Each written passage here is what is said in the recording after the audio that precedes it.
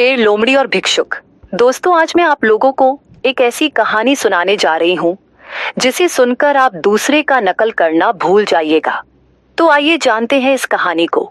एक बौद्ध भिक्षुक भोजन बनाने के लिए जंगल से लकड़ियां चुन रहा था कि तभी उसने कुछ अनोखा देखा। कितना अजीब है ये। उसने बिना पैरों की लोमड़ी को देखते हुए मन ही मन सोचा, आखिर इस हालत में ये जिंदा कैसे है। उसे आश्चर्य हुआ और ऊपर से ये बिल्कुल स्वस्थ है। वह अपने ख्यालों में खोया हुआ था कि अचानक चारों तरफ अफरा तफरी मचने लगी। जंगल का रजा शेर उस तरफ आ रहा था। भिक्षुक भी तेजी दिखाते हुए एक ऊंचे पेड़ पर चढ़ गया और वहीं से सब कुछ देखने लगा। शेर ने एक हिरन का शिकार किया था और उसे अपने जबड़े में दबाकर लोमड़ी की तरफ बढ़ रहा था, पर उसने लोमड़ी पर हमला नहीं किया, बल्कि उसे भी खाने के लिए मांस के कुछ टुकड़े डाल दिए। ये तो घोर आश्चर्य है। शेर लोमड़ी को मारने की बजाय उसे भोजन दे रहा है। भिक्षुक बुदबुदाया।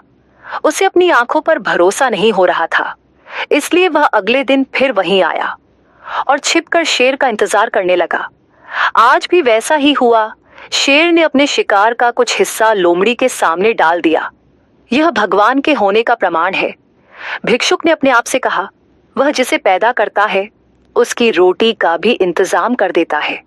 आज से इस लोमड़ी की तरह मैं भी ऊपर वाले की दया पर जीऊंगा। ईश्वर मेरे भी भोजन की व्यवस्था करेगा।